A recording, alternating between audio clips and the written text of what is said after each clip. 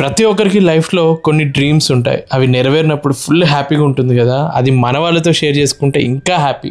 మీ అందరితో అందుకే షేర్ చేసుకుంటున్నాను. 14 years నుంచి వెళ్ళి కలగంటున్నా ఎప్పుడు చీఫ్ ఇంజనీర్ అవుదామా అని చెప్పి. నాకు chief engineer licence almost 6 years బ్యాకే వచ్చింది. కాకపోతే ప్రమోషన్ రాలేదు. ఈ షిప్ ద్వారా నాకు ప్రమోషన్ వచ్చింది. ఆల్రెడీ 4 months కంప్లీట్ అయిపోయాయి. మీ అందరితో ఈ గుడ్ న్యూస్ ఇప్పుడు షేర్ చేసుకుంటున్నాను. మీరు చూస్తున్నారు కదా ఆ యూనిఫామ్లో 4 stripes షోల్డర్స్ మీద.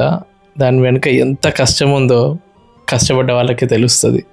నా ఈ జర్నీలో సాయం చేసిన ప్రతి ఒక్కరికి పేరు పేరున ధన్యవాదాలు.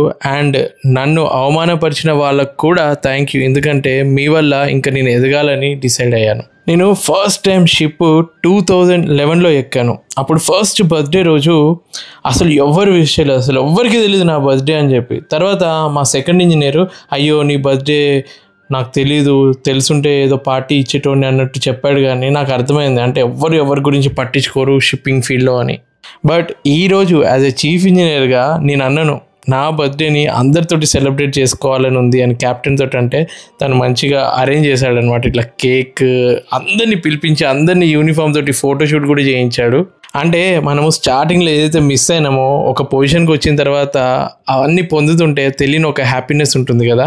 నేను ఒక్కరిని హ్యాపీగా ఉండడం కాదు, ప్రతి ఒక్కరిని యూనిఫామ్ వేసుకొని మీరు కూడా హ్యాపీగా ఎంజాయ్ చేయండి పార్టీని. సో దట్ మీ ఫ్యామిలీ కూడా హ్యాపీగా ఫీల్ అవ్వాలి ఆ ఫొటోస్ అన్నీ మీరు వాళ్ళతో షేర్ చేసుకున్నప్పుడు అని చెప్పి అందరం బాగా ఎంజాయ్ చేసాము నా బర్త్డే రోజు. ఇది యాక్చువల్గా జరిగింది April 19th నా బర్త్డే. కాకపోతే ఇన్ని రోజులు నేను సోషల్ మీడియాలో అస్సలు చెప్పలేదు ఎవరికి నేను చీఫ్ ఇంజనీర్ అని. ఎందుకంటే ఒక్కసారి షిప్ జాయిన్ అయ్యి సక్సెస్ఫుల్గా నేను ఏదైతే కాంట్రాక్ట్ 4 months సైన్ చేశానో అది కంప్లీట్ అయ్యేంతవరకు ఎవరికి చెప్పొద్దు అనుకున్నాను. ఈరోజు సక్సెస్ఫుల్గా కంప్లీట్ అయింది. మీ అందరితో షేర్ చేసుకుంటున్నాను. ఈ వీడియో పోస్ట్ చేస్తుంది August 2nd, 2025. Exact 16 years back 2009 August 2nd చెన్నైకి వెళ్ళి నేను shipping corporation of India entrance exams ఇచ్చాను. అప్పుడు మొత్తం ఆల్ ఇండియా లెవెల్లో 2nd rank వస్తే ఇంట్లో వాళ్ళు ఎంత హ్యాపీ ఫీల్ అయ్యారు. ఆ హ్యాపీ మూమెంట్స్ అమ్మా నాన్నతోటి షేర్ చేసుకున్నది ఇంకా నాకు బాగా గుర్తు. ఇప్పుడు చీఫ్ ఇంజనీర్ అయిన తర్వాత అద్వితి, మానుషి, మా పేరెంట్స్, మా అత్త మామ అందరితోటి అలానే షేర్ చేసుకున్నాను. ఈ వీడియో లాస్ట్లో నేను 14 years నుంచి నా మెమరీస్ అన్నీ కొన్ని ఫొటోస్ ద్వారా షేర్ చేసుకున్నాను. తప్పకుండా చూడండి. హలో ఫ్రెండ్స్, అందరు ఎలా ఉన్నారు? ఇక్కడ చూస్తున్నారు కదా 1 2 3 4 stripes. సో చీఫ్ ఇంజనీర్గా ఈ షిప్ జాయిన్ అయ్యి ఇప్పటివరకు ఎవరికి చెప్పలేదు ఒఫీషియల్గా సోషల్ మీడియాలో చీఫ్ ఇంజనీర్ ప్రమోషన్ వచ్చింది అని చెప్పి. కొన్ని సెంటిమెంట్స్ అంటే ఎన్నో ఏళ్ళ నుంచి వెళ్ళి అనుకున్నది నెరవేరిన తర్వాత వెంటనే షిప్ ఎక్కక ముందే చెప్తే దిష్టి తగులుదేమో అని ఒక ఇంట్లో భయము. నేను కూడా అనుకున్నాను సరేలే సక్సెస్ఫుల్గా నేను 4 months షిప్లో చీఫ్ ఇంజనీర్గా సేల్ చేసిన తర్వాత మీ అందరితో షేర్ చేద్దాం అనుకున్నాను. ఈరోజు 4.5 months అయింది. ఆల్మోస్ట్ 138 days ఈ షిప్లో నేను వర్క్ చేసిన తర్వాత ఈ మూమెంట్లో మీ అందరితో ఈ విషయం షేర్ చేసుకోవాలని చెప్పి ఈ వీడియో చేస్తున్నాను. సో అట్ లాస్ట్ నేను 2009లో shipping corporation of India entrance exam రాసి షిప్పింగ్ కెరియర్ గురించి మొదటి అడుగు వేసినప్పటి నుంచి కలగన్నాను చీఫ్ ఇంజనీర్ అవ్వాలి అని చెప్పి. సో చీఫ్ ఇంజనీర్గా అట్ లాస్ట్ సక్సెస్ఫుల్గా ఒక కాంట్రాక్ట్ కూడా కంప్లీట్ చేశాను. ఒకసారి యూనిఫామ్ వేసుకొని ఫోటోలు దిగుదామని చెప్పి యూనిఫామ్ వేసుకున్నాను. షిప్ జాయిన్ అయినప్పుడే ఇంట్లో వాళ్ళకి చెప్పకుండా మానుషి క్యాలెండర్ నేను తీసుకొచ్చిన.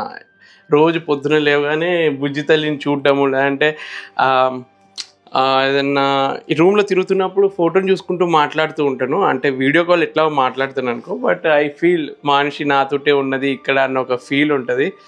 చీఫ్ ఇంజనీర్ అంటే యాక్చువల్గా ఇట్లాంటి బాయిలర్ సూట్, అంటే వర్క్ చేస్తున్నప్పుడు boiler suit, helmet, safety gear అన్నీ వేసుకొని వర్క్ చేస్తారు. ఇప్పుడు మీకు యాక్చువల్గా నా వర్క్ ఎలా ఉంటుందో చూపిస్తాను. ఇప్పుడు మీరు చూస్తుంది షిప్ మెయిన్ ఇంజన్ తోటే మొత్తం షిప్ నడిచేది. సో ఏ షిప్ వెళ్ళినా మేజర్ వర్క్ మెయిన్ ఇంజన్ మీద జరుగుతుంది అనమాట. దాని మెయింటెనెన్స్ చాలా ఇంపార్టెంట్, క్రూషియల్, క్రిటికల్. సో మొత్తం 7 units ఉన్నాయి కదా. 3rd unitది డీకాబ్ అంటే మేజర్ ఓవర్హాలింగ్. దాన్ని మొత్తం డిస్మాంటిల్ చేసి ఓవర్హాల్ చేస్తున్నాము. ఇవన్నీ ఎందుకు చూపిస్తున్నానంటే చాలా మంది అనుకుంటారు షిప్పింగ్ ఫీల్డ్ అంటే ఏముంటుంది, మంచిగా యూనిఫామ్ వేసుకొని దేశాలు మొత్తం తిరుగుతూ ఉంటారని. యాక్చువల్గా చాలా కష్టం ఉంటుంది. మీ అందరికి ఇప్పుడు చూపించేది కూడా అందుకే. అంటే మేము ఎలా కష్టపడతాము, షిప్ మిషనరీ ఎంత పెద్ద ఉంటుంది, ఎన్ని గంటలు మేము వర్క్ చేస్తాము. మేము మార్నింగ్ 7కి వర్క్ స్టార్ట్ చేస్తే అప్పుడప్పుడు ఒకవేళ ఎమర్జెన్సీ సిచ్యువేషన్ ఉంటే ఆ వర్క్ మొత్తం కంప్లీట్ చేసిన తర్వాతనే రెస్ట్కి వెళ్తాం. అప్పుడప్పుడు 24 hours, 36 hours, 48 hours కంటిన్యూగా వర్క్ చేసిన మూమెంట్స్ కూడా ఉన్నాయి నా లైఫ్లో. ఇదంతా ఎందుకు సెల్ఫ్ డబ్బా కొట్టుకోవడానికా అంటే కాదు. నాలాగా ఎవరైనా మెరైన్ ఇంజనీర్ అవ్వాలి అన్నా ఇలాంటి కష్టం కూడా ఉంటుంది అని మీకు తెలియడానికి మాత్రమే. నేను ఫస్ట్ షిప్లో జాయిన్ అయినప్పుడు నిజంగా చాలా భయపడ్డా. అంటే ఇన్ని రోజులు అమ్మ నాన్న పేరెంట్స్ దగ్గర మనము చాలా ప్రొటెక్టెడ్గా ఉంటాం కదా, ఒకేసారి ఇట్లా బయట ప్రపంచం, అది కూడా ల్యాండ్ మీద కాదు సముద్రం మీద, షిప్లో మనకు ఎవ్వరు తెలియదు అక్కడ. వాళ్ళే తర్వాత మనకు ఒక ఫ్యామిలీ లాగా అయిపోతారు ఉన్న 6-7 months. నాకు స్టార్టింగ్ కెరియర్లో హెల్ప్ చేసిన ప్రతి ఒక్కరి పేర్లు నా మనసుకి ఇంకా గుర్తున్నాయి. ఎందుకంటే ఆ మూమెంట్లో ఒక మనిషికి ఇంకో మనిషి ధైర్యాన్ని ఇచ్చి ఇన్స్పిరేషన్గా ఉంటారు చూడండి, వాళ్ళని ఎవ్వరూ మర్చిపోలేరు. ఇంకొకటి, నన్ను అవమానపరిచి డిస్కరేజ్ చేసి అబ్బా వీళ్ళతో ఎందుకురా పని చేసినా అనిపించిన వాళ్ళు కూడా ఎంతోమంది ఉన్నారు. కానీ వాళ్ళు కూడా ఉండాలి లైఫ్లో. ఎందుకంటే వాళ్ళు ఎంత కించవరుస్తే మనం ఇంకా పైకి ఎదగాలన్న ఒక తపన ఉంటుంది చూడండి, వాళ్ళందరి వల్లనే ఎట్లయినా సాధించాలి అనుకొని సాధించాను. సో ఆల్రెడీ 3rd యూనిట్ది డీకాబ్ అయిపోయి దాన్ని మొత్తం బాక్సప్ కూడా చేసాము, అసెంబుల్ చేసాము. మళ్ళీ 6th unit cylinder head lift చేసి, పిస్టన్ అంటారు ఇప్పుడు మీరు చూస్తున్నదాన్ని, దాన్ని లిఫ్ట్ చేసి మళ్ళీ దాన్ని అంతా క్లీన్ చేసి కొత్త పిస్టనింగ్స్ వేసి, అంటే ఇదంతా మెయింటెనెన్స్ గురించి మీకు అందరికీ చెప్తే అంత ఎంటర్టైనింగ్ అనిపించదు. జస్ట్ మీకు ఆ వీడియో కనిపిస్తుంది కాబట్టి ఎక్స్ప్లెయిన్ చేస్తున్నాను. డెస్టినీ ఏదైనా మన మంచికే అనడానికి పర్ఫెక్ట్ ఎగ్జాంపుల్ నా లైఫ్.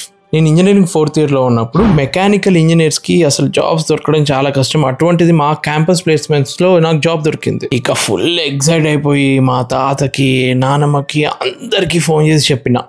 ఇప్పటికీ నాకు బాగా గుర్తు, మా తాతయ్య ఇట్లా జాబ్ నాకు వచ్చింది అన్నప్పుడు ఆయన కళ్ళల్లో ఆనందం, అంటే ఆ గొంతులో విన్నాను అనమాట, ఏడుస్తూ ఆనంద బాష్పాలు.